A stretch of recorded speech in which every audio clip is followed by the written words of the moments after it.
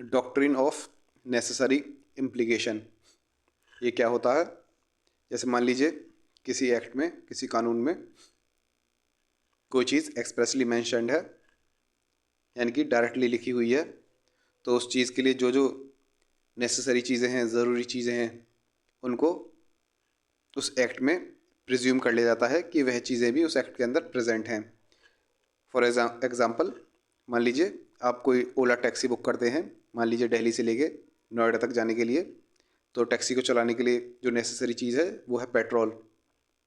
तो उस टैक्सी को बुक करने के साथ साथ यह प्रिज्यूम कर लिया जाता है कि उस टैक्सी के साथ साथ पेट्रोल भी आएगा।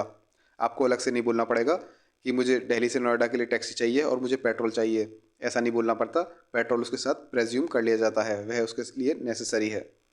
ऐसे ही यदि किसी एक्ट में मान लीजिए कोई राइट एक्सप्रेसली मेंशन्ड है, डायरेक्टली लिखा हुआ है, तो उस राइट के वायोलेशन पे जो रेमेडी मिलती है, वह रेमेडी उस एक्ट के अंदर इनडायरेक्टली बाय इम्प्लीकेशन प्रेज्यूम कर ली जाएगी कि वह रेमेडी भी उस एक्ट के अंदर मौजूद है।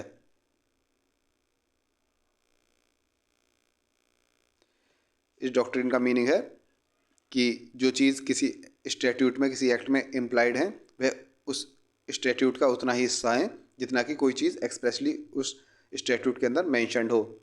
इसका एक्सप्लेनेशन देख लेते हैं डॉक्ट्रिन का। कुछ प्रोविजंस होते हैं जो कि नेसेसरी होते हैं, ज़रूरी होते हैं किसी भी स्टैट्यूट के ऑब्जेक्ट और पर्पस को फुलफिल करने के लिए, उसको to give effect to the object and purpose of the statute. लेकिन उस स्टैट्यूट को बनाते टाइम, उसको इनेक्ट करते टाइम वह प्रोविजंस एक्सप्रेसली मेंशन नहीं होते। इसका मतलब यह नहीं है कि वह उस स्टैट्यूट का हिस्सा नहीं है। यदि वह एक्सप्रेसली मेंशन नहीं है, इसका मतलब यह नहीं होता कि वह उस स्टैट्यूट का हिस्सा नहीं है। वे नेसेसरी हैं, इसलिए उनको इनडायरेक्टली बाय इम्प्लीकेशन उसका हिस्सा मान लिया जाता है। They will be presumed to be contained in the statute and are as much part of the statute as other provisions which are expressly mentioned।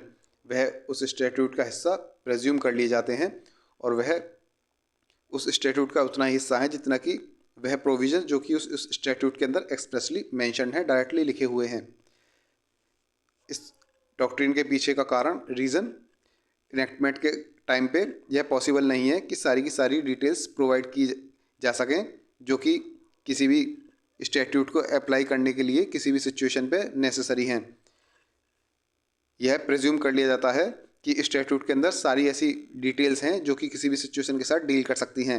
यदि किसी फ्यूचर में कोई ऐसी सिचुएशन आती है जिसके लिए डिटेल्स जो हैं एक्सप्लिसिटली उस स्टैट्यूट के अंदर प्रोवाइडेड नहीं है, तो इस केस में यह प्रेज्यूम कर लिया जाएगा, मान लिया जाएगा कि उस स्टैट्यूट, उस एक्ट के अंदर सारी की सारी डिटेल्स इम्प्लिसिटली मौजूद हैं, इनडायरेक्टली मौजूद हैं, which are not expressly mention. भले ही एक्सप्रेसली मेंशन ना हो, लेकिन बाय इम्प्लीकेशन इनडायरेक्टली वह उस कानून के अंदर मौजूद मान ली जाएंगी।